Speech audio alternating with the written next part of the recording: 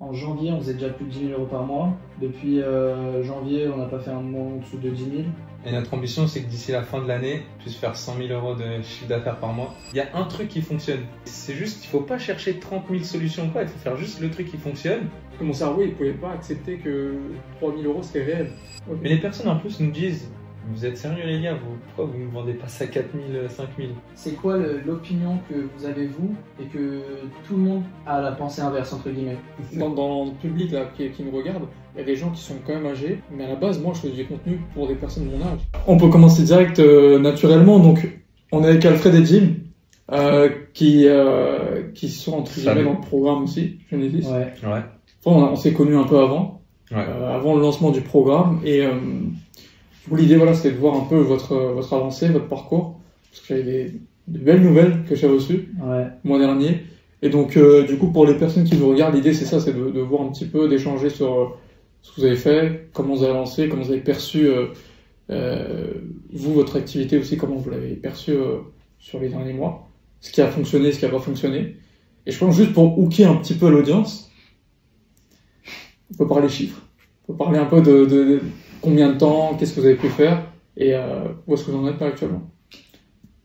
Je le fais ou je fais? Faut parler à l'américaine, hein, faut faire des... Ok. En vrai, on a commencé, c'est là ce qu'on fait vraiment avec cette offre-là, entre guillemets, en septembre. En janvier, on faisait déjà plus de 10 000 euros par mois. Depuis janvier, on n'a pas fait un mois en dessous de 10 000. Et là, au mois d'avril, on a fait 20. Et le mois de mai, c'est pas encore terminé, mais on sera autour de ça aussi. Ouais. Et notre ambition, c'est que d'ici la fin de l'année, on puisse faire 100 000 euros de chiffre d'affaires par mois. Ce serait pas mal. Ouais, normalement, on devrait arriver aux 50 si on fait pas trop de merde. Non, peut-être, je pense que c'est un petit peu ambitieux de dire ça. En fait, il y a encore 50, des étapes. Ouais, la prochaine étape, c'est 50, plutôt fin d'année 2025. Et pour courant 2026, on pourrait atteindre les 100. C'est juste la délégation après. On a déjà l'offre qui fonctionne, donc au scale. Ouais. Et là, ça vous a pris... Est-ce que vous avez commencé un peu avant? On a fait beaucoup d'autres business avant. Ouais. Voilà, vous pouvez peut-être raconter ce que vous avez pu faire avant. Qu'est-ce qui a fait que vous êtes lancé là-dedans aussi? Ouais. Moi, j'avais commencé... j'avais fait du dropshipping basique sur eBay en 2020. Okay. En vrai, c'était déjà un moment où les gens ils disaient que le dropshipping c'était terminé, qu'il n'y avait plus rien à faire et tout. Et en 1 an et quelques, je faisais 10 000 euros par mois de chiffre d'affaires aussi. Lui, c'est toujours 10 000 euros. Non, c'est juste toujours 10 000. Toujours 10 000 euros. Mais c'était pas du tout les mêmes marges qu'aujourd'hui. Alors, c'était des marges à 15%, tu vois. Et en plus, c'était des structures qui étaient un petit peu bizarres, etc. Parce que j'avais commencé mineur. Et là, c'est presque 100% de marge en vrai. Enfin, on n'est pas loin des 80, je crois, que je me souviens. Ouais. Il y a les impôts et quelques charges fixes. Ouais. Mais c'est beaucoup plus intéressant en marge, ouais. Et sinon, on avait fait du Amazon FBA. Ouais. Je me rappelle très bien. Ouais. C'était un flop, mais c'était super, c'est une bonne expérience. En fait, on a testé plein de choses. Création de société, etc. Donc... On a testé plein de choses. Mais en fait, le truc, c'est qu'on était à l'école aussi. On a testé plein de choses parce qu'on voulait lancer notre business, notre activité. Mais le fait qu'on soit à l'école, ça nous laissait pas assez de temps pour pouvoir se focus à 100%. Okay. Donc en septembre, il y avait une vraie différence parce qu'on pouvait faire 100% de notre temps sur l'activité. Ouais. Et clairement, quand tu te mets à 100%, c'est logique. En fait, tu as le temps de tester. Parce que quand tu n'as pas le temps de tester, là, c'est pour ça qu'en 4 mois, on a réussi à faire des beaux chiffres. Parce qu'en fait, on travaillait énormément et on testait plein de choses différentes. Ouais. Mais quand... je sais pas, tu passes par un incubateur comme Genesis ou des choses comme ça te permet de, même si tu as une activité à côté ou des choses comme ça, de pouvoir faire directement ce qui fonctionne entre guillemets et de pas perdre ton temps c'est clair. à faire des... Parce que nous déjà c'était extrêmement rapide déjà parce que on avait toi, on avait d'autres choses etc et qu'on avait le temps de tester pas mal de choses. Mais c'est quoi justement si de retenir une chose qui a fait que, parce que en gros vous avez quand même bossé pendant longtemps en parallèle des cours. Ouais. Donc vous me dites que là, vous êtes quand même libéré depuis septembre des cours.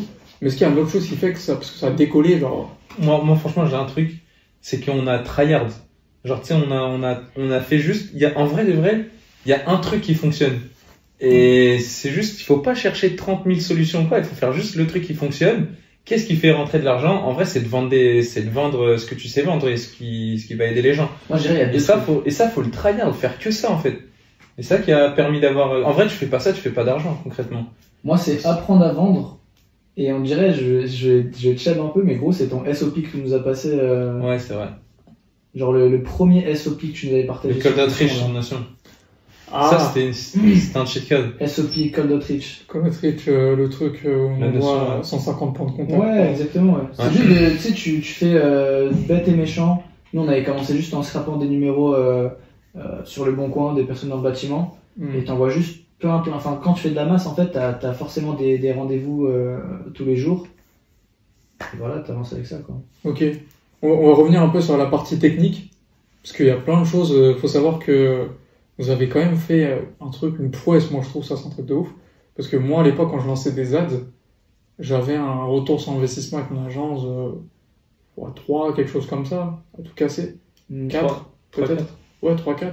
Retour ROAS. Hein. Ouais. Mais vous, si je vous demande ce que vous avez dépensé le mois d'avril là pour faire 20K, on n'est pas que en ads aussi. C'est dérisoire. On est peut-être à 600, 500. Ouais. On a un ROAS sur les ads de entre 7 et 9 selon les périodes des mois, etc. Énorme. Collecté et en contracté, on est autour de 15. Ouais. Et je pense qu'on peut faire beaucoup plus en vrai. Bien sûr. Je pense qu'on peut faire là, ça s'améliore en plus parce que sur notre campagne, en fait, là, on est à 1K dépensé. En fait, là, c'est rien aux yeux de Facebook. Il y a encore plein de choses à apprendre. Bien sûr. La stratégie ad, elle est incroyable. On peut la dire là, non? Attends, je pense que je vais revenir dessus. Moi, j'ai juste une question plus sur vous. Alors, c'est quoi, déjà, pour chacun, pourquoi vous êtes lancé là-dedans? C'est quoi le but en fait? Le vrai but, genre? Dans quoi? Dans le business ou dans le business, même une agence, parce qu'une agence, finalement, c'est juste la concrétisation de c'est une représentation du business, mais qu'est-ce qui vous pousse à, c'est quoi votre pourquoi en fait? Moi, la première chose, et je l'ai toujours dit, c'est que quand j'avais 18 ans, mon parrain il m'a offert une somme d'argent qui n'est pas non plus énorme, mais 300 €, ce qui j'avais jamais reçu autant d'argent. Et je me suis dit dans ma tête, je veux pas le dépenser et qu'après je l'ai plus et que j'attends le prochain Noël ou le prochain anniversaire pour avoir d'argent. Et du coup, j'avais juste cherché plein de trucs, comment faire un peu d'argent, etc. Genre au début, j'allais dans des brocantes, je regardais des choses que je pouvais revendre plus cher sur eBay. C'est ce qui m'a permis après de faire du dropshipping. C'est le premier business entre guillemets que j'ai fait qui a fonctionné. Et l'agence, je trouve que c'est le modèle d'entreprise où t'as de business où t'as le moins de facteurs chance. Ouais. Tu fais une start-up, tu fais un SaaS, tu fais du Amazon FBA, etc. Tu dois mettre beaucoup de sous au départ pour tester et ça se trouve ça peut ne pas fonctionner. Et t'as un gros facteur chance quand même, alors que là c'est plus un facteur travail et je sais pas, genre intelligence d'amélioration, parce que toutes les semaines, genre juste avec Jim, on se dit mais ok, qu'est-ce qu'on peut faire pour être mieux, pour avoir soit un système pour nous, notre acquisition qui est mieux que la semaine dernière, que le mois dernier, soit pour nos clients, qu'est-ce qu'on peut faire pour améliorer encore les résultats pour eux. Et si on réfléchit tout le temps comme ça, bah c'est obligé que c'est comme Rosie disait, je crois que tu fais la même chose sur le long terme en cherchant tout le temps à t'améliorer, c'est impossible que tu réussisses pas à la fin. Ouais. Ok. Ouais. Et toi, Jim, c'est quoi ton pourquoi tu t'es lancé là-dedans? En fait, moi, je voulais... En vrai, l'objectif de fond, c'était que... Genre, l'école et tout, ça me saoulait un peu, tu vois. Moi, je me voyais un peu loin, je me projetais où j'avais envie de voyager, j'avais envie de faire des choses. C'était pas vraiment le business en soi qui me plaisait, c'était plus ce que ça pourrait m'apporter derrière. Concrètement, de pouvoir voyager, de pouvoir bouger, de pas dépendre d'un travail ou ce genre de choses. Et après, au fur et à mesure, en faisant concrètement ce qu'on fait, donc en travaillant avec nos clients, etc., en les aidant à avoir plus de résultats, etc., là, j'ai commencé à kiffer. Je voyais qu'on pouvait améliorer notre offre, je voyais qu'on pouvait aider des personnes vraiment. Et là, ça m'a fait kiffer. Je me suis dit, en vrai, j'aime bien aussi faire ça. En plus de ce que ça peut apporter, tu vois. Ouais. Pareil comme Alfred, tu penses que c'est le meilleur modèle aujourd'hui de lancer une agence pour ça, pour avoir cette liberté? Ouais, je pense que c'est un très bon modèle. Liberté, ouais. Je pense que c'est un closing aussi, mais en fait c'est un bon modèle parce que c'est simple dans le sens où t'as pas besoin d'avoir de capital. Et en plus, on entend souvent des trucs, ouais, t'as pas besoin de capital et tout. Mais en vrai, il faut toujours un capital de départ. Alors que là, en vrai, il te faut vraiment zéro capital. Il te faut juste du temps. C'est le seul capital. C'est comme, tu sais, les gens qui vendent des formats e-commerce, des trucs comme ça. Oui, t'as pas besoin de capital, etc., mais les ads, c'est qui les finance. Ouais, ouais. Mais après, faut rester quand même conscient que, parce que là, tu vas te dire, c'est un truc un business de rat, tout ça, où tu peux ne dépenser zéro et avoir des résultats et tout. Je pense que c'est hyper important quand même tu peux commencer avec zéro, c'est vrai. Mais les premiers euros, faut pas que tu les mettes dans ta poche, faut que tu t'investisses dans des logiciels. Non, ça c'est clair, mais ça c'est de la gestion. Ça, genre, faut juste être malin et pas être débile. Ouais, mais les gens, ils peuvent se dire, ouais, c'est carré, c'est un business où t'as pas besoin de dépenser. Non, mais après, tu veux devenir un peu lazy par rapport à ça. Ce que j'aimais bien moi, je pense que j'arrive à avoir quand même cette motivation, sans avoir à, tu vois, genre mettre ma vie en jeu, je sais pas quoi.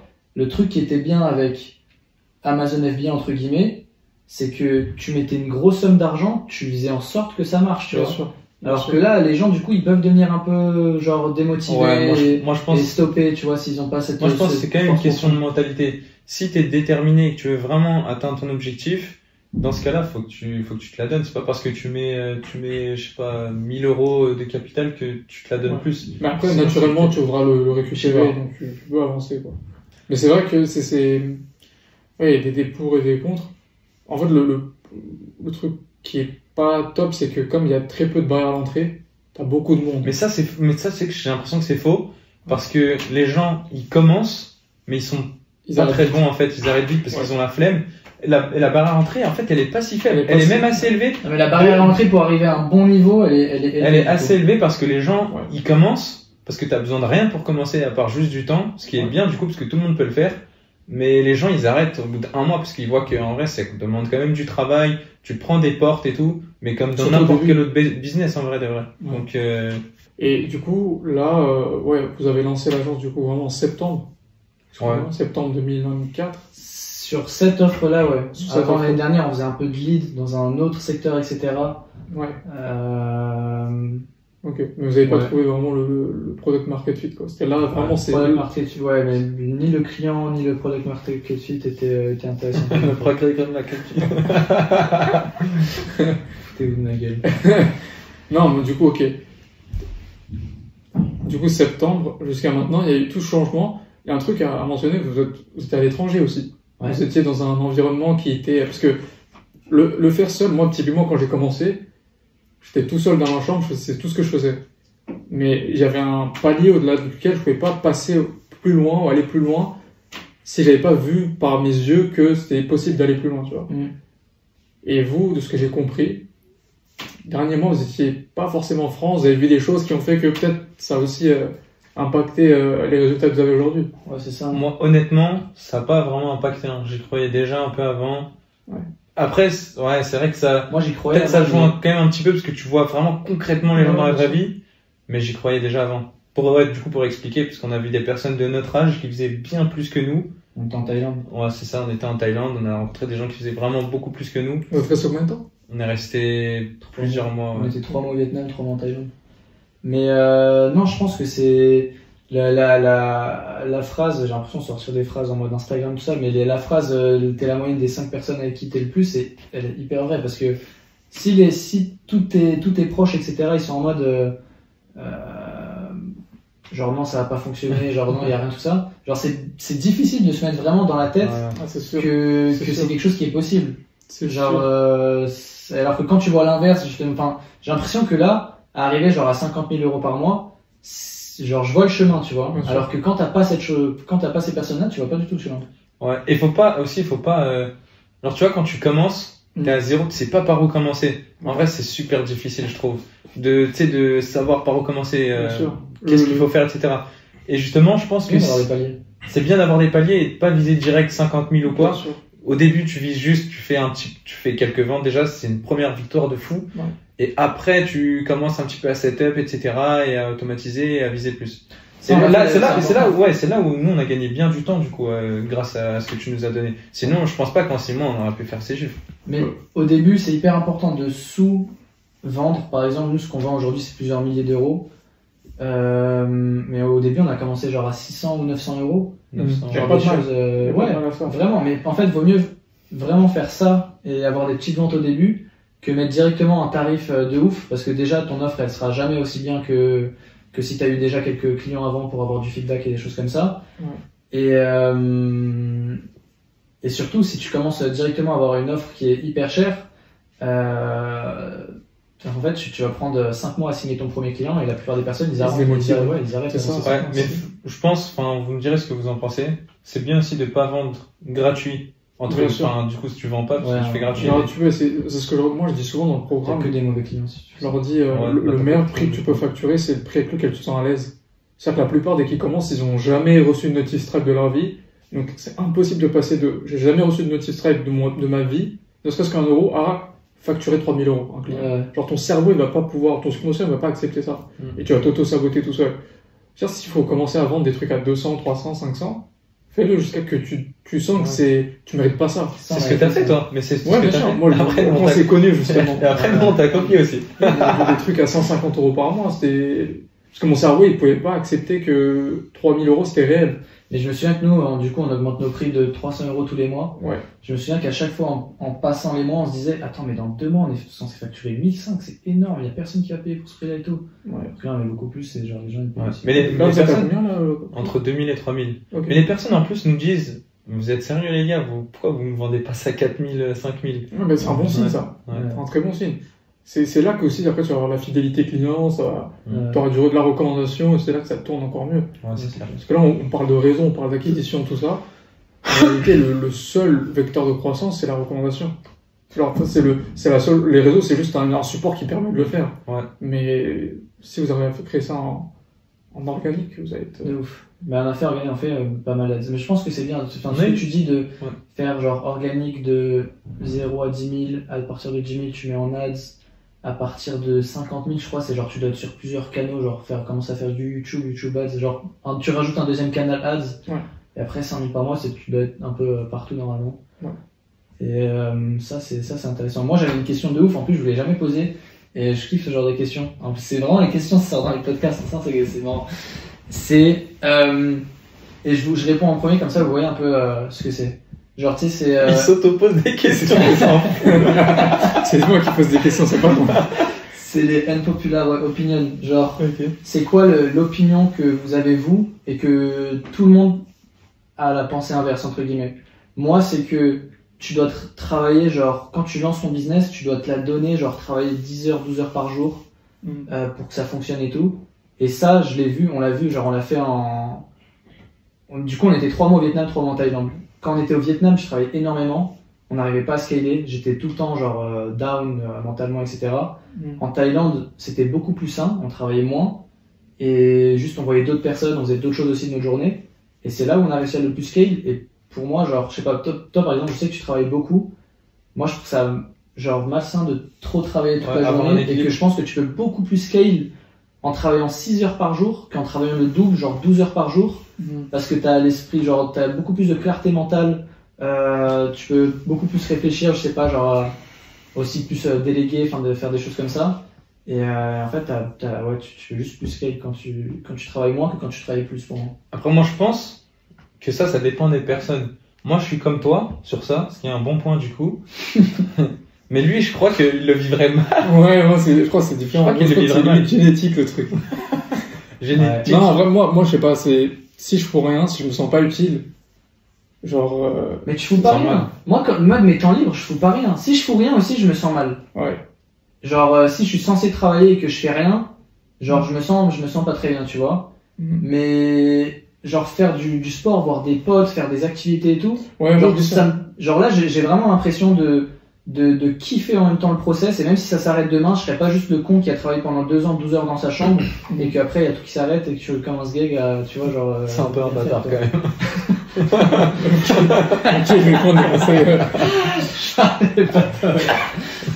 Non mais ouais, non là c'est bien parce qu'on kiffe le process en même temps, on voyage, on rencontre des gens, on fait des trucs et tout, et après faut trouver le pourquoi tu fais ça en réalité, genre tu sais le truc de l'ikigai là, qu'est-ce que t'aimes, etc. Moi en vrai je sais pas trop en vrai. Je crois Yomi il avait dit ça à un moment dans un sans permission, que s'il avait un business de cailloux, qu'il pouvait vendre des cailloux toute la journée, juste il le ferait, moi je le ferais. Genre, ce que je kiffe, c'est un peu le process, genre le fait de me dire, là, le mois dernier on faisait ça, aujourd'hui on le fait mieux parce qu'on fait ça, et de toujours réfléchir à faire un truc mieux. Ouais. Là que je fais des, enfin tu vois, genre, je sais pas, je pourrais faire. Bien sûr, bien sûr. C'est pour ça, moi aujourd'hui, j'optimise pas pour forcément le lifestyle ou quoi que ce soit. Je dis pas que c'est ma personne, c'est comme ça, mais ça serait dans une autre phase. Là, je suis dans une phase, jusqu'à mes 25 ans, je vais être prisonnier. Ouais, mais tu vois, le 20 à 25 ans, gros, il est hyper important pour moi. En plus, est-ce qu'à 25 ans, tu te diras pas... Ouais, à 25 ans, tu te diras... Ok, jusqu'à 30 ans. Ok, jusqu'à 35. Bah peut-être qu'après, c'est... Moi, le pire qui pourrait m'arriver... Ça fait retourner le podcast, là. Séance de psychologie.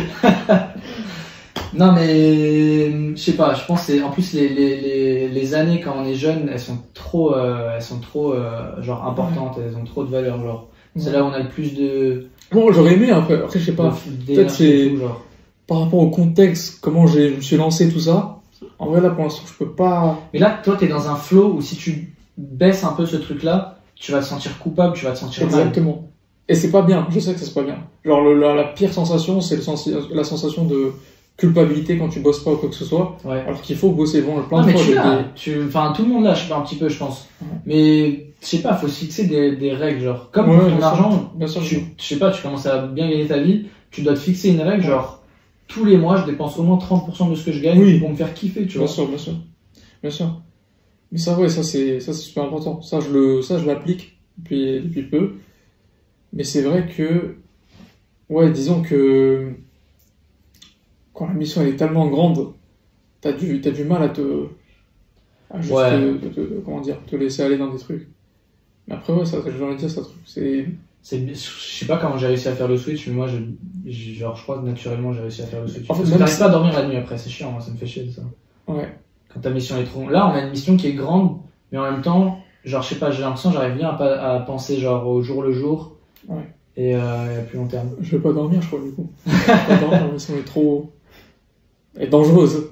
C'est quoi vos unpopular opinions, vous? C'est pas évident à dire. Hein. Jim, je sais pas moi. Jim il pense qu'il est beau gosse alors qu'il est... il voit qu'il est moche. C'est ça, man, ça fait opinion. Attends, je réfléchis, c'est une bonne question en vrai. Tiens, là on parle vraiment d'un vrai podcast là. En plus, je suis sûr que si on évoquait des unpopular opinions, il y en aurait plein avec lesquels, toutes des opinions populaires, il y en aurait plein avec lesquels je suis pas trop d'accord, mais là, comme moi j'en ai une, mais c'est pas tellement. Toi, t'en as plein, toi. Genre, je trouve les gens ils sont trop attachés au matériel. Oui, ça c'est. Et je préfère 1000 fois dépenser dans des. Mais j'ai l'impression que tout le monde dit ça, mais ils le font pas en fait. Genre, de dépenser dans des expériences, c'est 15 milliards de fois mieux que dépenser dans je sais pas, une montre, des habits de luxe et tout. Genre, je suis totalement d'accord. En fait, ça, je crois que c'est. Mais ça, c'est une populaire opinion, justement. Tout le monde pense ça. En tout cas, tout le monde. En vrai, c'est vrai que ça commence à. Tout le monde dit ça, mais personne ne l'applique. Personne ne l'applique. Ils s'habillent en mode. Après, quand tu t'habilles en Uniqlo, t'es 15 fois plus frais que quand tu t'habilles en Gucci. Mais c'est vrai, je sais pas si vous êtes passé, parce que nous, dans le public là, qui nous regarde, il y a des gens qui sont quand même âgés. Là, on a beaucoup de cadres, de personnes en reconversion, de salariés, etc. Mais à la base, moi, je faisais du contenu pour des personnes de mon âge. On a le même âge, etc. Et du coup, il y a beaucoup de personnes qui devaient faire la transition de passer de penser comme des adolescents à tout le temps penser au statut, etc., à non, je crée un véhicule qui est plus long terme. Le statut, je l'aurai peut-être plus tard d'une autre manière, mais je préfère profiter de ça, pas par le statut, mais par les expériences que je vais faire vivre à mes proches, à mes amis, à mes potes, etc. Et il y a un switch aussi que moi j'ai eu, genre, au début, je le faisais que pour ma gueule. Genre, je sais pas, moi, je le faisais, mais je pensais que aux voitures, que à ci, que à ça. En fait, sur le long terme, je me dis, quand tu oublies des trucs, quand tu veux plus certaines choses, elles viennent vers toi naturellement plus tard quand tu les voulais plus, en fait. Ouais. Ça m'arrivait tellement de fois. Ah ouais? Vraiment, genre, par exemple, faire 10 cas par mois, je me mettais sur un piédestal, c'était le truc que je voulais faire de... Ça, c'est une et quand tu oublies... Ouais, et quand tu oublies, tu dis, bon, je veux juste bosser, je bosse la tête, tu fais 10 cas par mois sans même t'en rendre compte, genre. Mais ça, faut démystifier un truc. 10K par mois, c'est que dalle. Voilà, c'est une unpopular opinion, ça aussi. Ouais. C'est pas si impressionnant que tu passes à 10K par mois, c'est un truc de ouf. T'enlèves l'URSSAF, t'enlèves la TVA, t'enlèves machin, t'enlèves le truc qui te reste vraiment. Que dalle à la fin déjà. Donc déjà, il y a ça. Et puis ensuite, tu fais 10K par mois par un abus de langage, mais tu fais 10K une fois un mois. Ouais. Mais il faut le refaire le deuxième mois. Et les années qui suivent. Et il faut le refaire. Et juste le fait de penser à ça, les gens ils savent pas que c'est pas, tu le fais une fois c'est bien, mais après, faut le maintenir. Ouais, c'est clair. Et ça, c'est compliqué aussi. Vous avez pas plus des unpopular opinions, pas de business, mais dans la vie, genre? C'est pas évident, hein. Faut demander à ChatGPT, il vous connaît mieux que vous-même. Ouais. C'est vrai, ça. C'est comme les unpopular opinions. Je crois que je parle. Vous pensez que les gens gentils, ils sont vraiment baisés dans la vie ou pas? Ou pas? Ouais. Non. En fait, quand t'es entouré que de personnes qui donnent sans recevoir, il se passe rien, à condition qu'il y a une seule condition dans laquelle ça peut tout niquer, c'est quand une personne à côté de toi, elle est pas dans cette optique-là. En gros, c'est un truc qui fonctionne quand tout le monde est comme ça, mais il suffit d'une personne pour casser la chaîne, genre. Ok. Ouais, mais normalement, tu peux être... Moi, je sais pas, je pense que... Moi, je crois bien au bon karma, quand même. Genre que une personne gentille, elle va être gentille avec plein de personnes. Il y a des personnes qui vont la baiser, il y a des personnes qui vont prendre sans redonner, etc. Mais dans la masse, si t'es gentil toute ta vie et si t'es méchant toute ta vie, tu vas beaucoup plus reprendre que... Ouais. Mais c'est sûr que j'ai l'impression qu'il y a deux types de gentils. Les gentils par défaut, genre parce qu'en vrai ils osent pas trop s'affirmer et tout. Et les gentils par c'est choix. des PNJ, c'est pas des gentils. Du coup, les gentils par défaut, vous pensez qu'ils se font baiser ou pas? Ouais, peut-être. Mais les gentils par défaut, pour moi, c'est juste des... Genre, tu sais, c'est les gens où c'est les autres qui décident pour lui ce qu'il va faire dans sa vie, tu vois, genre... Ok. Quel sport il va faire, quelle étude il va faire, Ouais. On a ça, pas... c'est triste, en vrai. Ouais, c'est horrible. En vrai, de vrai, c'est bien relou, ça. Vous pensez qu'on peut switcher de mec gentil par défaut à mec gentil, genre, par choix? Tu vois ce que je veux dire?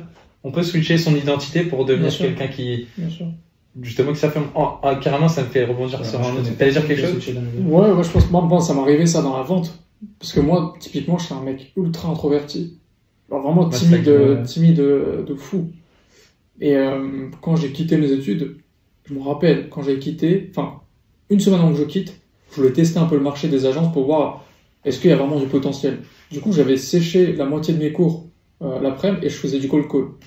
Sauf que au début, j'étais paralysé, j'avais pas. Et du coup, je disais à mon associé de l'époque, Hamza, de faire une visio avec moi pendant qu'on faisait les sessions. Et on le faisait ensemble, on faisait un tour de rôle. Tellement j'arrivais pas en fait. Tellement pour moi c'était vraiment, pour moi c'était, je pouvais pas parler aux gens. Et du coup, j'ai commencé comme ça. Et pour moi, c'était grave comment dire, tous les matins, je devais me réveiller, il fallait que je fasse 150 cold calls par jour, tu vois. Ouais. Et j'ai commencé à le faire. Mais à un moment donné, j'ai dû changer mon identité, tu vois. Mais genre de devenir la personne pour qui c'est normal de faire. C'est pas genre une contrainte. Et c'est là que j'ai eu de bons retours. Ouais, ok. Mais tu sais, je pense que ça peut s'appliquer, du coup, le fait de devenir aussi je pense droit ou plus je pense aussi qu'on peut changer son identité. Enfin, on aura toujours notre caractère et notre personne de base. Mais je pense que tu peux faire évoluer ton identité. Même à 40 ans, même à 50 ans. Bien sûr. Mais tu sais que pareil, en vrai, au début, c'est trop bizarre. Moi, je pensais que j'allais être bon en vente, mais en vrai, j'étais claqué en vente. Et je comprenais pas pourquoi. Pourtant, tu sais, je pensais que j'étais sociable et tout. Je pensais que genre... C'est pas une question d'être sociable. Pour revenir un peu sur la partie technique, aujourd'hui, c'est quoi la place que vous accordez à la création de contenu pour l'acquisition de clients? Mais ça, c'est excellent. Bah là, ça me fait penser à une populaire opinion. Tous les mecs qui sont dans le business et tout, ils disent qu'il faut faire genre... Quand ils commencent à avoir leur système qui est en place, ils disent qu'il faut faire, je sais pas, et je crois que t'en fais partie du coup, 70% de création de contenu, ou en tout cas vraiment beaucoup de ton temps en création de contenu, et le reste, tu supervises un peu le business. Peut-être pas 70, mais en tout cas, beaucoup, la majeure partie de ton temps en tout cas. En fait, on est là pour atomiser Lunosane. Non, mais en fait, j'ai l'impression que, tu sais, les Antoine Blanco, Imi Denzel, etc., souvent, ils se focusent beaucoup sur la c'est ce qu'ils font, mais c'est pas ce qu'ils disent, je crois. En tout cas, moi, j'ai beaucoup entendu ça. Peut-être que c'est une erreur de ma part. Voilà. Ok. Et nous, notre système pour la création de contenu, dis-toi que ça représente peut-être 10% de notre temps, je pense. Ouais, c'est pour ça que vous l'avez bien optimisé en fait. 10% de notre temps et Et franchement, je pense mais en termes de répartition par rapport à votre CA, ouais.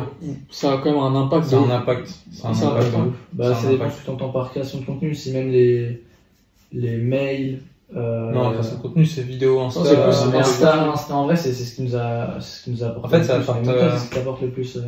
En fait, ça apporte une crédibilité. Tu montres aux personnes que ça marche, tu les conseilles, tu leur apportes de la valeur. C'est surtout que, comme ce qu'on disait avant, dans la durée, déjà, si tu veux réduire les barrières à l'entrée, il y a très peu de personnes qui veulent se montrer. Exactement. De deux, dans la durée, genre, ils voient que ça fait, je sais pas combien de mois, d'années que tu parles du même sujet. Exact. Et que tu t'apportes de la valeur comme ça. Genre, en fait, moi, je crois que j'ai jamais eu au téléphone un mec qui m'a dit, ouais, j'ai votre concurrent qui a fait moins cher, parce que j'ai pas de. T'as pas de concurrence. T'as pas de concurrence. Tu crées ton propre marché quand tu crées ton contenu. C'est ça qui est cette phrase. Ouais, c'est ça, t'as pas de concurrence. Imagine, tu crées ton marché, c'est une dingue. Tu crées ton ensemble. Et aujourd'hui, vous passez combien de temps pour faire du contenu? En fait, on divise à deux du coup. Parce que moi, je fais. Avec ChatGPT aussi, maintenant, c'est incroyable. En gros, je fais le script, j'enregistre donc le dimanche, ça me prend peut-être 1h, 45 minutes, 1 heure pour faire ça. Et ensuite, donc ça, c'est pour 3 vidéos. Après, on fait 2 autres vidéos, mais parce qu'en fait, on prend des vidéos qui marchent déjà bien, et moi, le script, je le dis juste à l'oral, et après, Jim, il le met sur la vidéo qui a déjà fonctionné, qui est déjà virale. Donc c'est ça qui nous permet d'avoir des bonnes stats sur par exemple Instagram. Et ensuite on fait un rendez-vous à 2 et on fait, parce qu'en fait pour expliquer le concept, le process pardon, on fait 5 vidéos par semaine. Ouais. Il y en a 3. Maintenant on va en faire 7 même. Maintenant on va en faire 7, mais le process qu'on avait avant, 5 vidéos par semaine, 3 vidéos qui sont des vidéos virales qu'on reprend, on ajoute la voix d'Alfred et on donne des conseils. Des conseils. C'est ça. Donc ça c'est Alfred qui trouve les scripts, les conseils, etc. Et moi après je monte les vidéos. Et on fait 2 vidéos qu'on tourne ensemble et qu'après moi je monte. Les vidéos, ça les gens voient notre tête aussi quoi. Parce que le but c'est que les gens voient notre tête aussi. Bien sûr. Et là on va rajouter 2 vidéos par semaine où ça va être des trucs, on va reprendre des vidéos qu'on a mis sur YouTube parce qu'on commence à faire du plus long contenu. Et les faire sous forme de short content pour les rediriger après vers la en plus ça je voulais te demander, tu me fais penser, je te demanderai après pour les shorts. Vous avez lancé YouTube aussi? Ouais. Récemment, ok. Mais parce que YouTube, c'est plus un marathon. Ouais, pour répondre à ta question, moi je crois que ça me prend plus que 45 minutes, 1 heure, ou même 1h30. Je crois que ça me prend peut-être 3 heures par semaine. Mais en vrai, j'aime bien faire les montages, moi. Genre, tu sais, ça me prend plus de temps parce qu'il y a YouTube aussi. Ouais. Mais YouTube, c'est pas. Prenez une après-midi et c'est bouclé, quoi. Ouais, c'est ça. Mais j'aime bien, moi, tu sais, ça me déconnecte un peu du reste. Genre, je fais des petits montages et tout. Donc moi, ça me dérange pas trop. Ok. Comment, c'est quoi la place que vous attribuez à l'IA maintenant sur les prochains mois? C'est quoi votre vision par rapport à ça? En tant que dirigeant d'une agence, mais aussi personnellement, vous voyez, comment vous pensez que ça peut tourner tout ça? Déjà, tu réfléchis juste il y a 2 mois, tu regardes il y a 2 mois et tu regardes maintenant. Ouais. Déjà, juste ça, c'est une folie. Donc, qu'est-ce que ça va être? Quoi? Il y a 2 mois qu'on fait. Peut-être un peu plus que 2 mois. Peut-être un peu plus que 2 mois. Mais en gros, tu sais, quand tu dis à ChatGPT, tu lui envoies une photo, on a fait avec Alfred, tu lui envoies une photo de la cuisine. Ouais. Tu lui dis, change-moi les placards et tout, je sais pas, mets-moi du marbre ici, etc. Et après, t'as une image où t'as les placards changés, t'as le marbre, etc. Ouais. Et ça, c'est une dinguerie. Et dans 1 an, 2 ans, et en plus, on le voit aux States. On voit qu'il y a déjà des vidéos avec des personnes qui parlent avec des agents IA et ça fait pas robot. Ouais. Parce qu'en vrai, il y avait déjà des choses comme ça quand t'appelais. En France, ça commence à se développer en français. Ouais. Moi, je pense que dans les années à venir, ça va être de plus en plus une dinguerie. T'auras des vrais agents IA où ça fera humain, ça fera pas bizarre d'être au tel avec eux. Bien sûr. Même dans les prochains mois, en vrai, côté anglophone, ça existe déjà. C'est juste en français, c'est encore un peu. C'est pas très bien fait. Non, mais dans tous les cas, c'est une dinguerie. Moi, je suis devenu un putain d'assisté avec ChatGPT. Genre, les gens, ils me font des remarques. Mais t'es sérieux, tu demandes ça à ChatGPT? Là, donc, on mangeait des pancakes avant pour les gens. Et vous avez vu, il y a des petits trucs de grenade. Je sais pas si vous voyez à quoi ça ressemble une grenade. Mais je savais pas comment la découper, comment l'ouvrir. J'ai demandé à ChatGPT. Et ma sœur, elle me dit, mais t'es sérieux là, t'es un assisté, tu demandes à ChatGPT pour ouvrir une grenade. Et elle savait ouvrir la grenade ou pas? Non. Bien sûr, demande à ChatGPT, c'est bien. En vrai, c'est très pratique. Après, ça peut remplacer un peu. Parce que, regardez, la calculatrice, comment t'as externalisé ta capacité à calculer, genre. Oui, mais faire des gros calculs. Oui, non, mais ça, c'est un bon truc. Et ça, c'est une unpopular opinion. C'est que les gens ils disent que tu vas devenir un débile parce que tu demandes tout à ChatGPT. Ouais, c'est quoi c'est juste que, en fait, ça te permet de pouvoir réfléchir encore plus rapidement, genre. De pouvoir faire,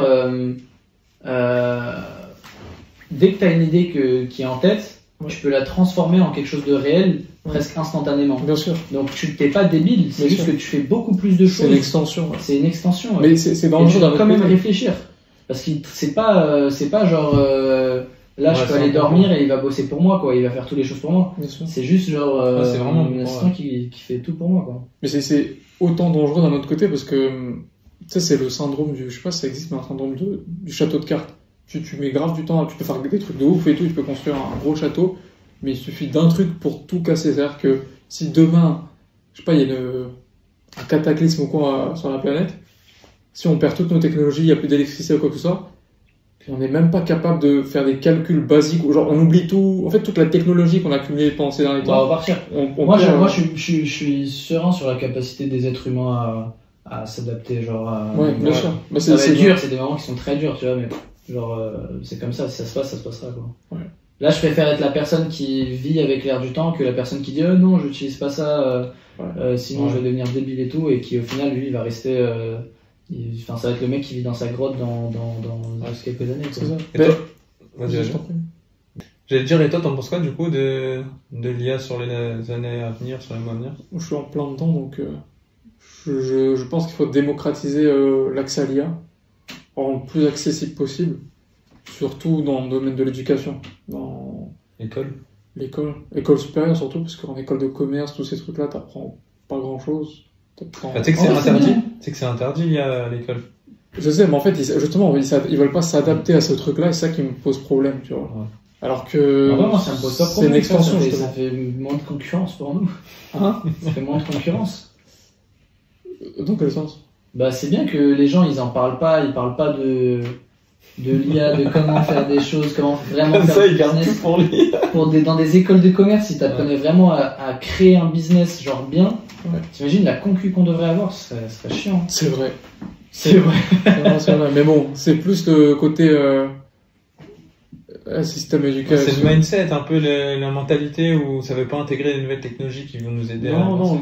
Ouais, après, c'est déjà le système éducatif de base, même sans l'IA, il est cassé, il est trop de tous les côtés. Ça, c'est une populaire opinion, je crois, que j'ai. Tu penses que c'est bien le système éducatif? Non, par rapport à tous les mecs dans le business, je sais pas quoi, qui disent ouais, les études, ça pue la merde, c'est du tout. En vrai, moi, je pense que j'aurais pas fait d'études, j'aurais pas été aussi bon aujourd'hui parce que ça te met de la discipline, genre ça je crois que c'est une connerie de dire ça, parce que ta discipline, tu l'avais déjà avant. Non. Et si t'avais pas fait l'école, je jure que non. Mais si, tu l'avais déjà, tu faisais IB, t'étais même pas à l'université. Moi, je pense que si t'avais... Non, ça, c'est pas, en vrai, c'est pas de la discipline. Ça, c'est de l'innovation, c'est du... Mais non, parce qu'il travaillait tous les jours sur son business. Non, c'était un peu de la discipline quand même. C'était un peu de la discipline. Et moi, je pense que si t'avais pas fait l'université, ça se trouve, tu serais même encore plus riche aujourd'hui. Après, ouais, c'est un autre niveau de discipline, parce que t'as la discipline, l'école, ça t'apprend la discipline du deep work, genre de rester assis sur un PC, d'être capable de te concentrer sur un truc. Mais non, mais tu sais que je crois que même ça, c'est une connerie, parce que ça saoule. Ceux qui sont saoulés, ils vont se mettre la croyance qu'ils sont pas faits pour être concentrés, alors que ça se trouve, juste ils aiment pas ce qu'ils sont en train de faire. Ils normalisent aussi. Ils normalisent le fait de travailler pour quelque chose qu'ils aiment pas. Et aussi, ils normalisent le fait d'être devant un ordinateur et de rien faire pendant toute la journée, alors qu'en vrai, ils sont juste saoulés. Et ça se trouve, donc ils se mettent la croyance qu'ils sont pas faits pour ça, alors que ça se trouve, ils feraient quelque chose qui leur plaît davantage, qui serait super fort sur ça. Et donc ça, c'est bien dommage. Mais pour moi, c'est aussi hyper important pour la socialisation. Ça, ouais, ça, je suis d'accord. Pour moi, il y a rien de mieux, ça. Ça, pour moi, c'est le meilleur avantage. Pour moi, c'est le meilleur avantage. Ouais. Après, le problème, c'est que pareil, je sais pas.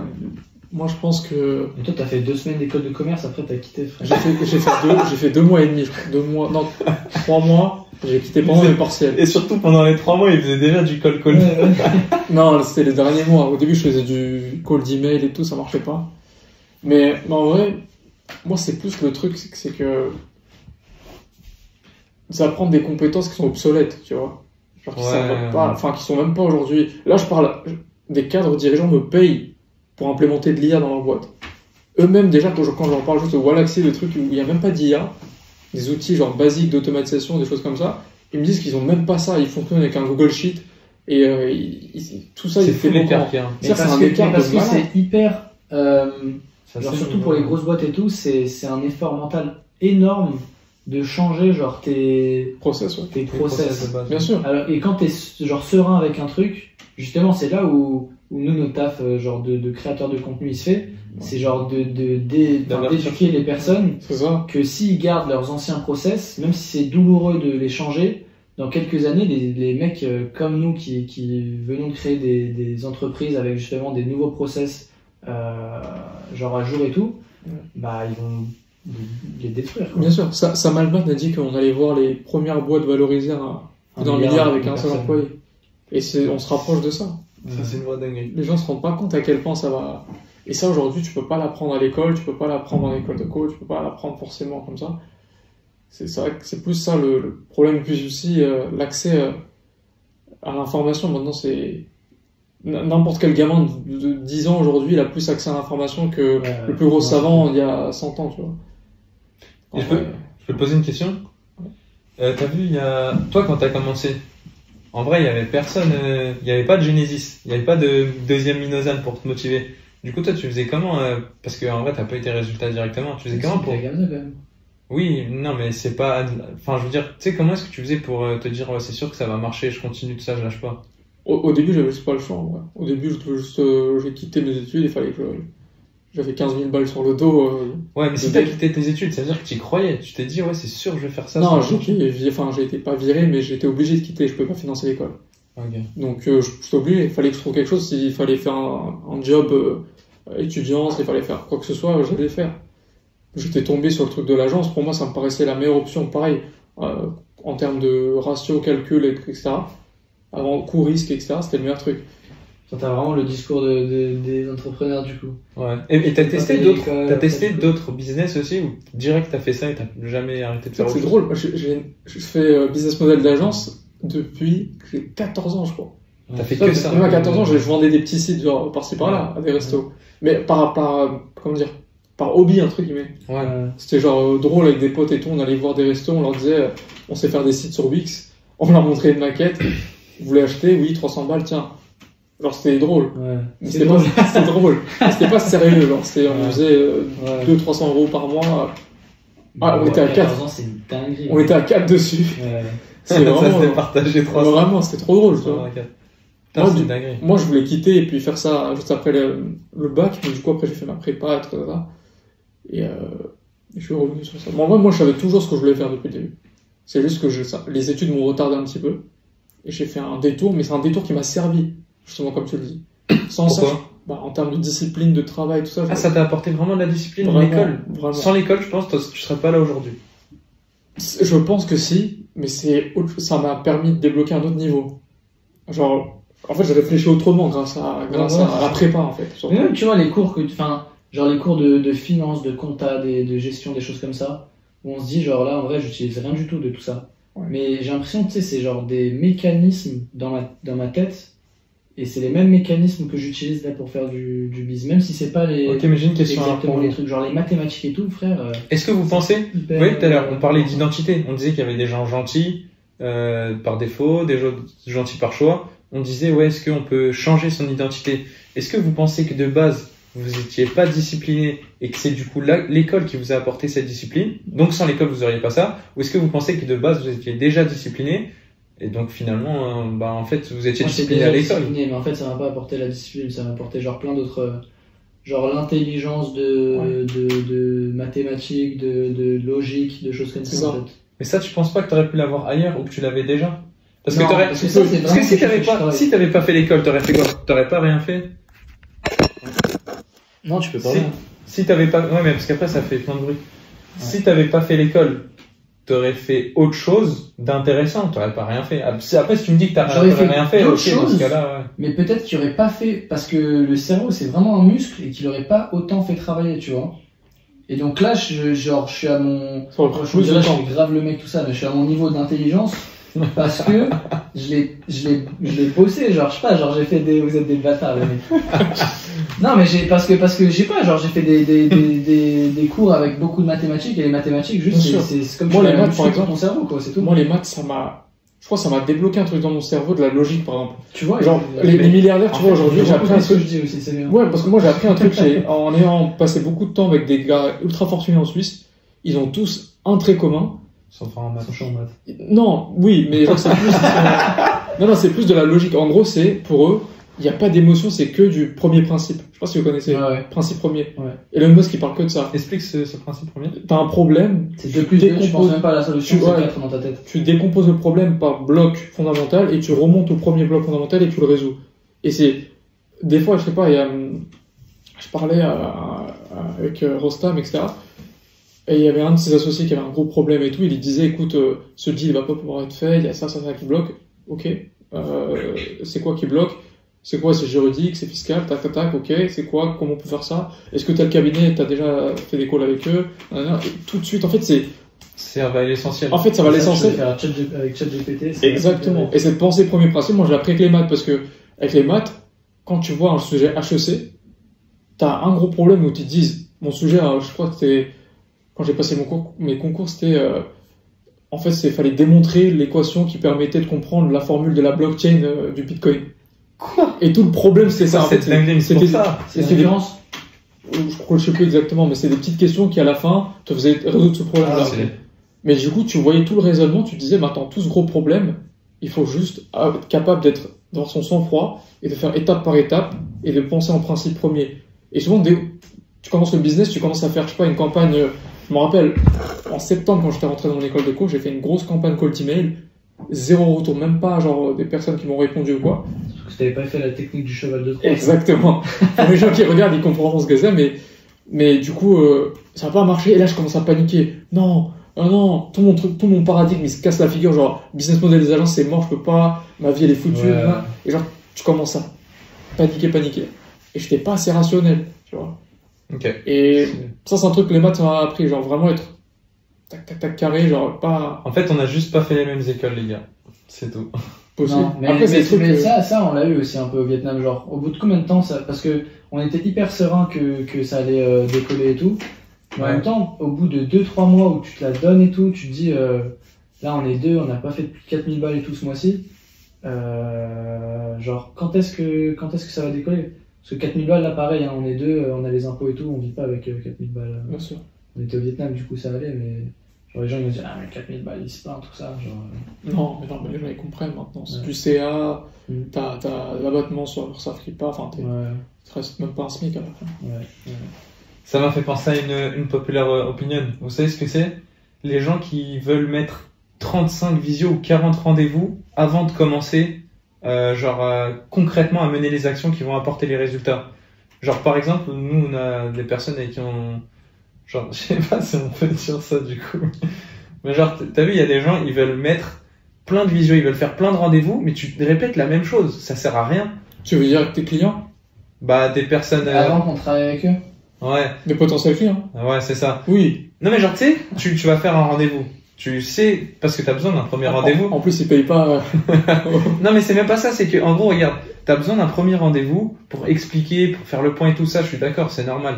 Mais une fois que tu sais ce qui se passe, bah, viens, on avance. Enfin, tu vois, Ou tu me dis non. Oui, il y a pas de problème, il y a aucun problème avec ça. Mais viens, on passe juste à la suite pour que tout le monde puisse avancer plutôt que de se remettre un point où on va redire la même chose. Tout le monde perd du temps. Ça n'a aucun sens. Mais non, mais c'est parce que je dis ça parce que aussi j'ai l'impression que dans les entreprises un peu, j'ai oublié le terme, mais genre les BNP ou les grandes entreprises, de manière générale, il y a souvent des process. Ouais, c'est la bureaucratie française. Voilà, c'est ça. Il y a souvent des process, mais qui servent à rien. Genre, tu sais, il faut prévenir un tel, ensuite on lui envoie le papier à un autre qui va pouvoir signer pour autoriser le premier à envoyer un message, par exemple, un truc comme ça. Non, mais c'est débile, mais c'est comme ça. Mais c'est comme ça, ça fait perdre trop de temps, ça. Genre, tu sais, les gens ils disent, genre les grosses entreprises c'est comme des paquebots, genre tu vois, ça avance toujours, genre mais c'est galère et tout, et pour changer de direction un petit peu, c'est énormément. Je sais pas trop dur.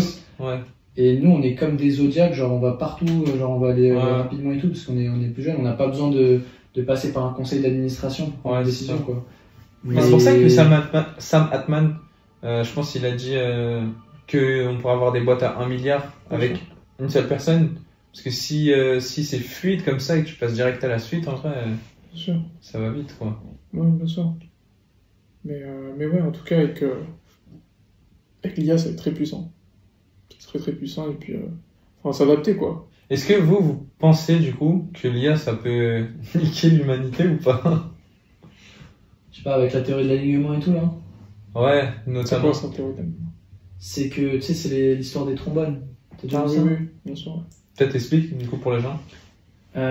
C'est donc une personne qui demande à une intelligence artificielle de faire le maximum de trombones qu'elle peut faire.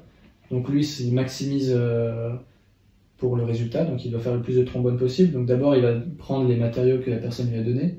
Et à un moment, comme il doit faire vraiment le maximum de trombones possible, il va commencer à prendre, je sais pas, des choses, genre par exemple une tour qui était construite, et il va prendre les matériaux de la tour pour faire des trombones.